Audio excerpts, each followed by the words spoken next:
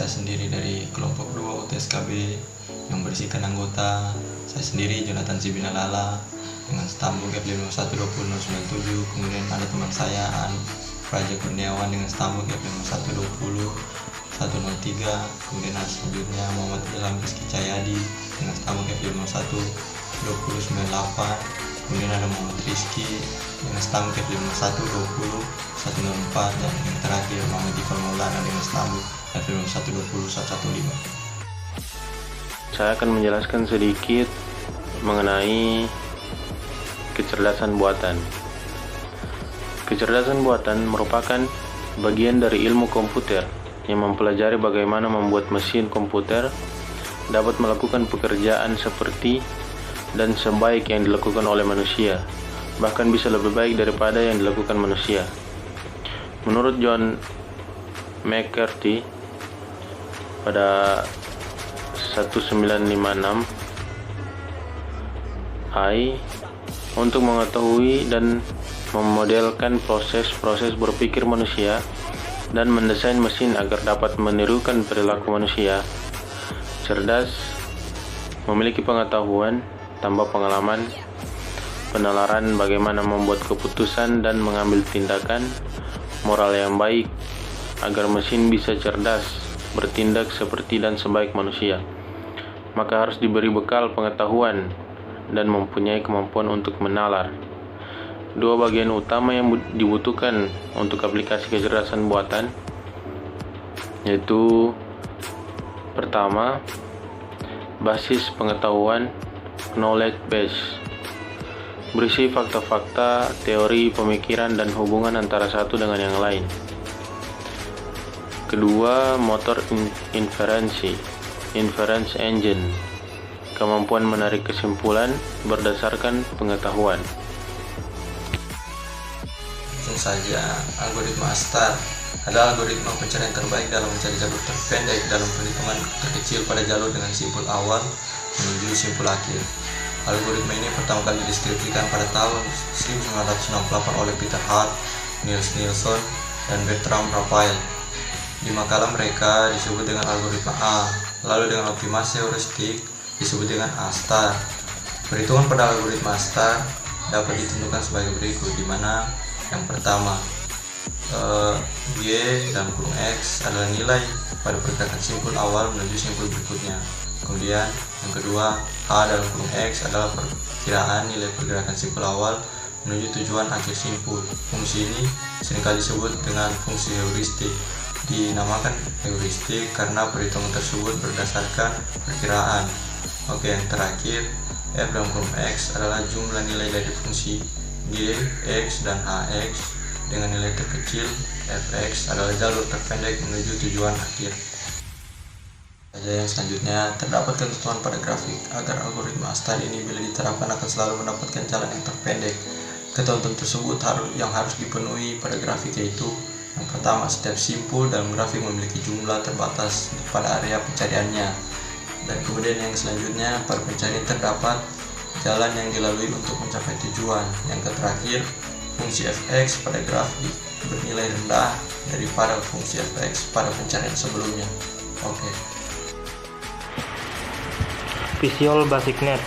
Visual Basic Net merupakan bahasa pemrograman yang memberikan berbagai fasilitas pembuatan aplikasi visual. Keunggulan bahasa pemrograman ini terletak pada 1. Produktivitas, 2. Kualitas, 3. Pengembangan perangkat lunak, 4. Kecepatan kompilasi, 5. Pola desain yang menarik, 6. Pemrograman terstruktur.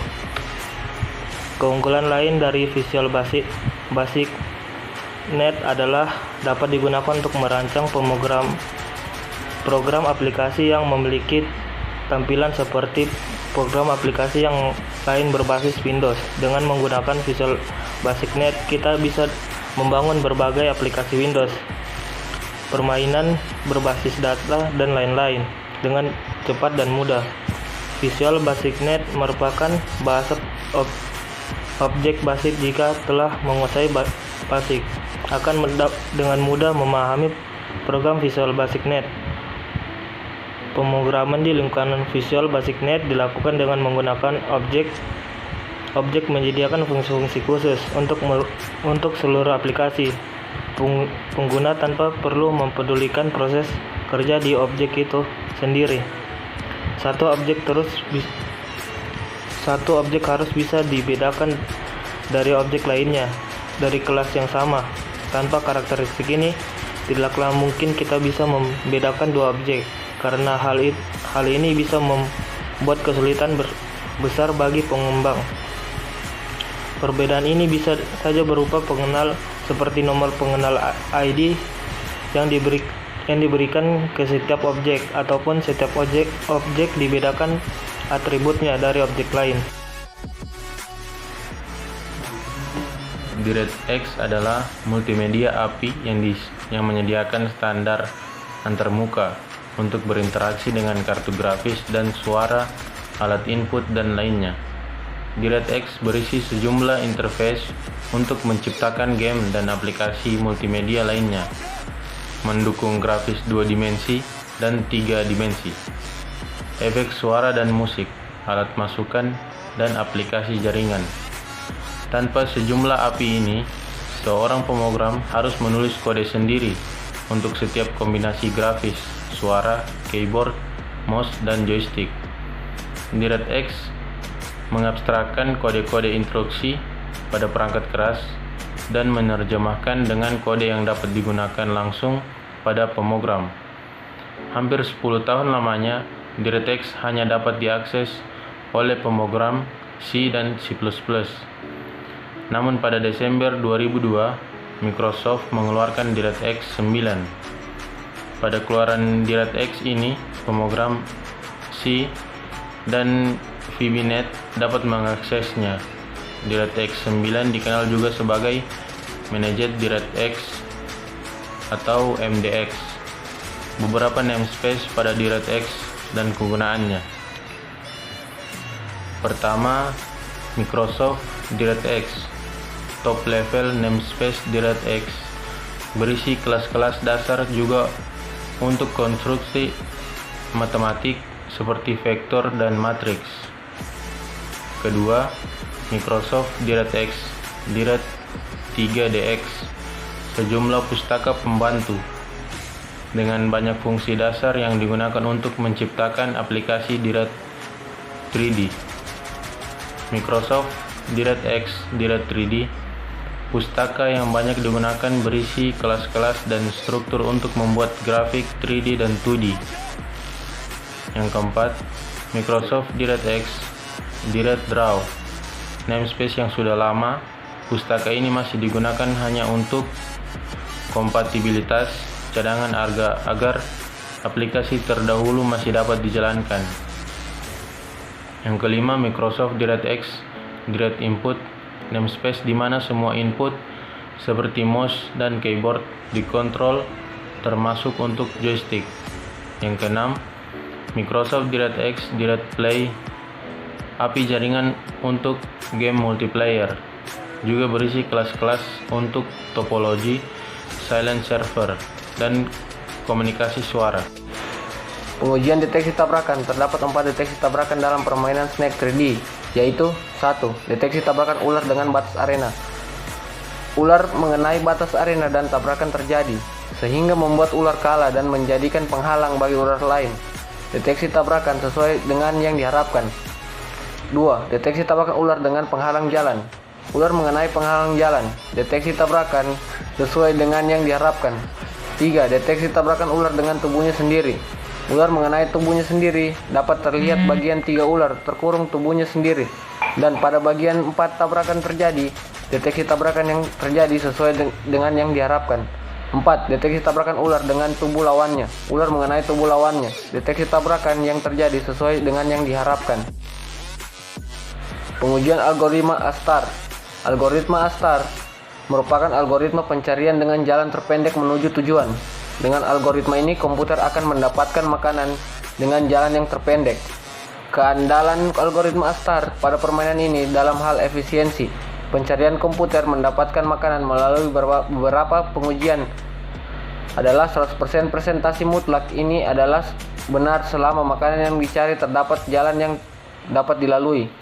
1. Permainan akan segera dimulai dan komputer 1 berwarna biru akan melakukan pencarian dengan makanan terdekat sebelah kiri atas ditandai dengan warna hijau. 2. Masing-masing komputer 1 dan 2 melakukan pencarian dengan makanan yang ditandai warna hijau bagian bawah arena. Dapat terlihat masing-masing melakukan perhitungan sendiri dengan mendapatkan makanan. Selanjutnya saya akan melanjutkan penjelasan materi tugas kami.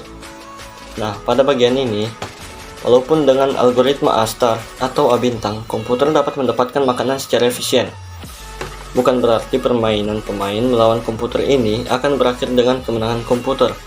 Beberapa pengujian dalam permainan komputer lawan komputer didapatkan kesalahan komputer yang menyebabkan kekalahan pada permainan ini, yaitu yang pertama, komputer tidak memperhitungkan pada saat mendapatkan makanan.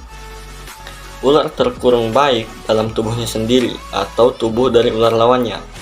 Ular berwarna biru telah mendapatkan makanan dengan posisi awal pada bagian 1, lalu makanan melakukan acak dan muncul pada sebelah kanan komputer.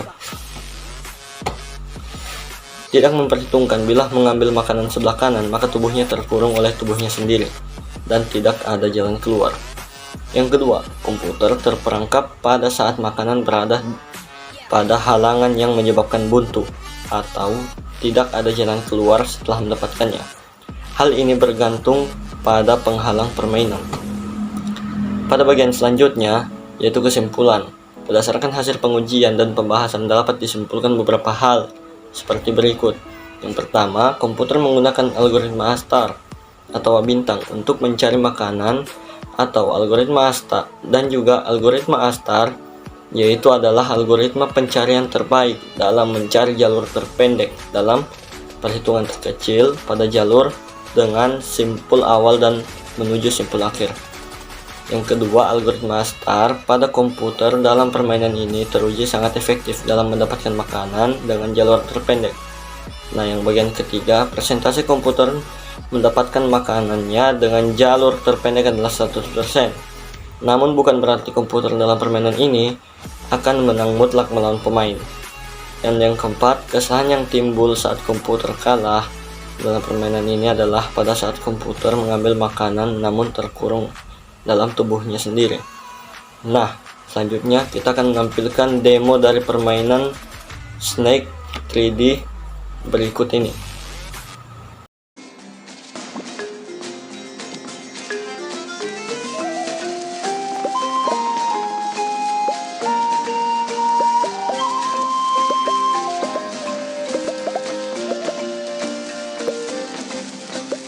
Sekian dari kelompok 2 UTSKB kami. Saya ucapkan terima kasih banyak kepada asdos-asdos, terutama Kak Abid, Kak Ayu, dan Kak Ririn yang telah menemani kita selama praktikum kita kali ini. Saya ucapkan terima kasih banyak. Sekian dari kelompok 2 UTSKB kami. Saya ucapkan terima kasih banyak. Wassalamualaikum warahmatullahi wabarakatuh.